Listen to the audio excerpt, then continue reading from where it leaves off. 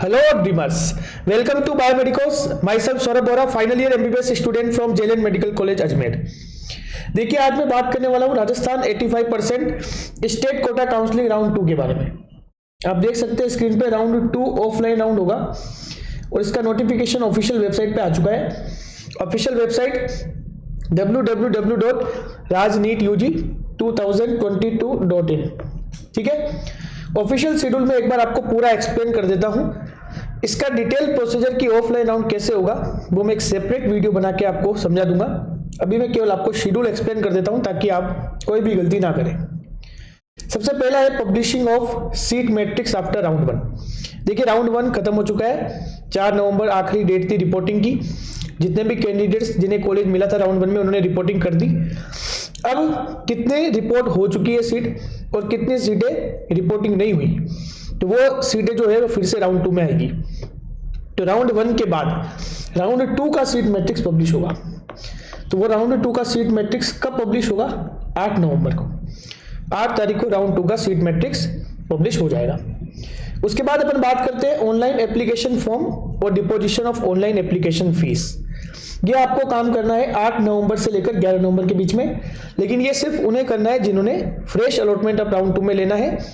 जो किसी भी कारणवश राउंड 1 में एप्लीकेशन फॉर्म नहीं फिल कर पाए थे, एप्लीकेशन फीस या रजिस्ट्रेशन नहीं कर पाए थे, जो फ्रेश अलॉटमेंट करवाना चाहते हैं उन्हें राउंड 2 में डायरेक्टली एप्लीकेशन फॉर्म फिल कर सकते हैं और ऑनलाइन एप्लीकेशन फीस सबमिट करवा सकते हैं 8 नवंबर से लेकर 11 नवंबर के बीच में। एप्लीकेशन फीस कितनी है? तो जनरल ओबीसी ईडब्ल्यूएस और एमबीसी के लिए तो है 2000 रुपये, और एससी एसटी और एसटी ए कैटेगरी जो है इनके लिए जो फीस है वो है 1200 रुपये। ये सिर्फ उन्हें करना है जिन्होंने राउंड 1 में एप्लीकेशन फॉर्म नहीं फिल किया था। जो फ्रेश कैंडिडेट्स हैं उन्हें ही फिल करना है।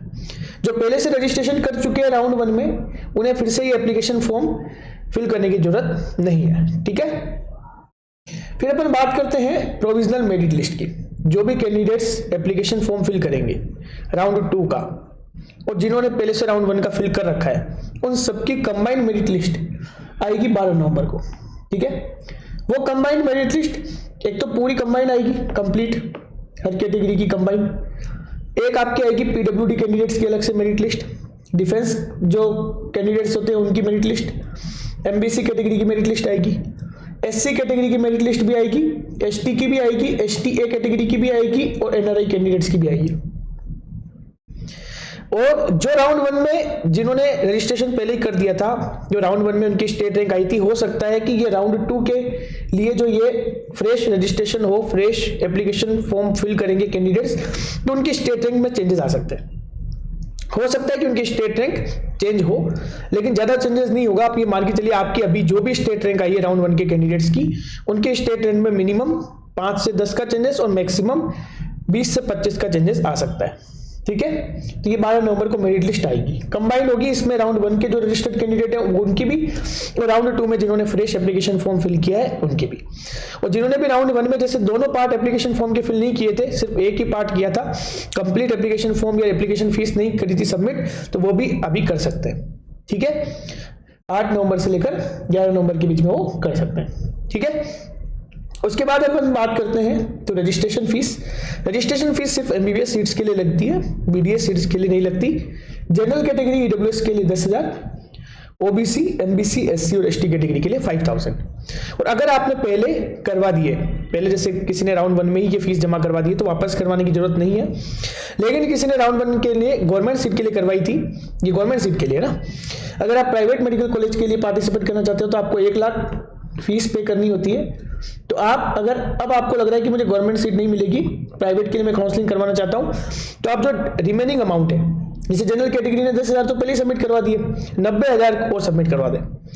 OBC MBC SC ST category का कैंडिडेट है तो वो 5,000 छोड़ दे, 95,000 और सबमिट करवा सकता है। ठीक है, तो प्राइवेट मेडिकल कॉलेजेस के लिए 1 लाख रुपए है रजिस्ट्रेशन फीस। तो 2 टाइप की फीस है, एप्लीकेशन फीस और रजिस्ट्रेशन फीस। मैं पहले भी राउंड 1 में भी आपको समझाया था, राउंड 2 के लिए भी आपको समझा दिया। उसके बाद अपन बात करते हैं डॉक्यूमेंट वेरिफिकेशन। अब क्या होगा डॉक्यूमेंट वेरिफिकेशन? देखिए मैंने बताया था आपको पहले भी कि डिफेंस, एनआरआई और फिजिकली हैंडीकैप कैंडिडेट्स का डॉक्यूमेंट वेरिफिकेशन अलॉटमेंट से पहले होता है, तो उनका डॉक्यूमेंट वेरिफिकेशन 13 नवंबर को है। कहां पे है? जो हमारी काउंसलिंग वेन्यू है RUHS college of dental science Jaipur, वहीं पे उनका डॉक्यूमेंट वेरिफिकेशन डिफेंस NRI और फिजिकली हैंडीकैप कैंडिडेट्स का होगा। ठीक है, उसके बाद अपन बात करते हैं तो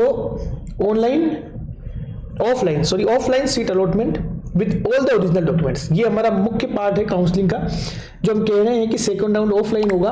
वो ऑफलाइन सीट अलॉटमेंट आपको सारे डॉक्यूमेंट्स लेके जाने हैं RUHS college of dental science, Subhash Nagar behind TB hospital Jaipur, यहाँ पे ही होगा ये। इसमें आपको स्लॉट्स मिलेंगे, इसकी पूरी डिटेल आएगी वापस, डेट वाइज आपको पर्टिकुलर टाइम भी मिलेगा और आपके मेरिट वाइज स्लॉट्स आएंगे, इसलिए आप ऑफिशियल वेबसाइट को रेगुलरली विजिट करते रहें। ये ऑफलाइन जो सीट अलॉटमेंट की प्रोसेस है वो 14 नवंबर से लेकर 19 नवंबर के बीच में चलेगी। अब किस डेट को, जैसे 14 नवंबर को सपोज करो 1 से 800 रैंक तक बुलाते हैं या 1 से 1000 रैंक तक बुलाते हैं, उसमें भी 2 स्लॉट करेंगे टाइम के, 1 से 9 से 12 बजे तक का, 1 12 बजे के बाद का। तो वो पूरी डिटेल आपकी ऑफिशियल वेबसाइट पे आएगी, इसलिए रेगुलरली विजिट करते रहे। लेकिन ऑफलाइन काउंसलिंग राजस्थान की 14 नवंबर से लेकर 19 नवंबर के बीच में होगी। जो फ्रेश कैंडिडेट्स है जिन्होंने पहली बार रजिस्ट्रेशन करवाया है राउंड 2 में, उन्हें सारे अपने ओरिजिनल डॉक्यूमेंट्स लेके जाने हैं। ये बात ध्यान रखनी है, एक भी डॉक्यूमेंट कम नहीं होना चाहिए। कौन कौन से डॉक्यूमेंट आपको लेके जाने हैं, लिंक आपको वीडियो के डिस्क्रिप्शन में मिल जाएगा, मैंने वीडियो बना रखा है। ऑल ओरिजिनल डॉक्यूमेंट्स के अलावा एक एंट्री टिकट पब्लिश होगा, वो एंट्री टिकट भी आपको लेके जाना है। लेकिन जिन्होंने राउंड 1 में रिपोर्टिंग कर दी है, उन कैंडिडेट्स को राउंड 2 में अपग्रेड करवाना है। मैंने पहले भी बताया, अपग्रेडेशन के लिए किसी भी कॉलेज ने जब आप रिपोर्टिंग करवाने गए तो कोई अलग से फॉर्म नहीं फिल करवाया, क्योंकि अपग्रेडेशन नाम की कोई चीज नहीं होती। सीधे राउंड 2 में आप जाएंगे, आपको क्या लेके जाना है, एक तो राउंड 1 की फीस की रिसिप्ट लेके जानी है, एक एंट्री टिकट लेके जाना है। ये दोनों चीज लेके जानी है। आपकी स्टेट मेरिट रैंक पर अगर कोई किसी कॉलेज की सीट खाली होगी तो आपकी सीट अपग्रेड हो जाएगी, और जो आपकी सीट खाली होगी वो इसी राउंड में आपसे नीचे स्टेट रैंक वालों के लिए ओपन हो जाएगी। ठीक है, पूरा डिटेल में मैं वीडियो बना दूंगा ऑफलाइन काउंसलिंग किस प्रकार होगी। उसके बाद अपन बात करते हैं, जैसे आपको कॉलेज मिला, कॉलेज वहां पे मिलेगा आपको, कहाँ मिलेगा, RUHS college of dental science offline आपकी स्टेट मेरिट पे, वहीं पे आपको अलॉटमेंट लेटर मिलेगा।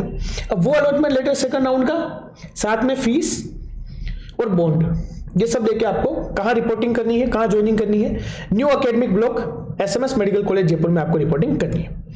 कब से कब तक करनी है, तो 15 नवंबर से लेकर 21 नवंबर तक ये आपको काम करना है रिपोर्टिंग का या ज्वाइनिंग का। समझ में आ गया। इसके बाद इन्होंने ये जो नोटिफिकेशन आया है ऑफिशियल वेबसाइट पर, इसमें इन्होंने रेजिग्नेशन ऑफ राउंड 1 की सीट के बारे में भी बताया है कि अगर कोई आदमी, कोई भी कैंडिडेट राउंड 1 की सीट को रिजाइन करना चाहता है, जो राउंड 1 में सीट पे इन्होंने रिपोर्टिंग कर दी, जिन्होंने फ्री एग्जिट ले लिया उनकी तो कोई दिक्कत ही नहीं है।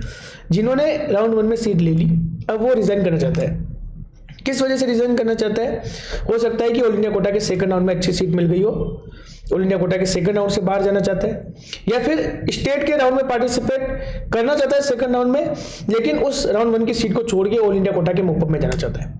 तो वो रिजाइन कब तक कर सकता है, 12 नवंबर 2022 तक शाम 5 बजे तक वो रिजाइन कर सकता है। और लास्ट जो डेट है कि भाई लास्ट आप कब तक रिजाइन कर सकते हो, तो कैंडिडेट अपने सेल्फ जो मेरिट पॉइंट है, जब फिजिकल रिपोर्टिंग होगी, जब फिजिकल अलॉटमेंट हो रहा होगा, वो अपने मेरिट पॉइंट पे राउंड 1 की सीट छोड़ सकता है अगर वो ऑल इंडिया कोटा के मॉपअप में जाना चाहे तो, क्योंकि स्टेट के सेकंड राउंड से अगर सीट ले ली तो वो फाइनल हो जाएगी, फिर ऑल इंडिया कोटा के मॉपअप में पार्टिसिपेट नहीं करने दिया जाएगा। इसीलिए अगर कोई भी कैंडिडेट राउंड 1 की सीट को छोड़ना चाहे किसी भी कारणवश, कारण यही होंगे ऑल इंडिया कोटा में जाना है, तो आप 12 नवंबर तक आप रिजाइन कर सकते हो और मैक्स टू मैक्स आप अपने मेरिट पॉइंट पे सीट को रिजाइन कर सकते हो। तो ये रेजिग्नेशन की डिटेल भी इन्होंने उसी नोटिफिकेशन में दी है। ठीक है, तो आप एक बार नोटिफिकेशन को डिटेल में आप खुद भी पढ़ लीजिएगा ऑफिशियल वेबसाइट से, और मैंने पूरा आपको किस तरीके से क्या क्या आपको करना है बता दिया है। जो राउंड 1 के कैंडिडेट्स हैं उन्हें कुछ नहीं करना, सिंपल अपनी फीस रिसिप्ट और साथ में एंट्री टिकट वो डाउनलोड करके अपने मेरिट स्लॉट के अकॉर्डिंग सीधे जाना है। आपको कोई एप्लीकेशन रजिस्ट्रेशन कुछ नहीं करना, और बीच में आप अपनी स्टेट रैंक जरूर चेक कर लीजिएगा, क्योंकि जो राउंड 2 के फ्रेश कैंडिडेट्स हैं उनके साथ कंबाइन होकर आपकी मेरिट लिस्ट आएगी। कब आएगी, 12 नवंबर को आएगी, तो आप अपनी मेरिट लिस्ट जरूर चेक करें। और राउंड 2 के कैंडिडेट्स को जो फ्रेश अलॉटमेंट ले रहे हैं उनको ये सारा काम करना है। ठीक है, और भी अगर आपको कोई डाउट हो तो आप कमेंट सेक्शन में मैसेज कर सकते हैं। Thanks for watching the video, please like, share and subscribe the channel.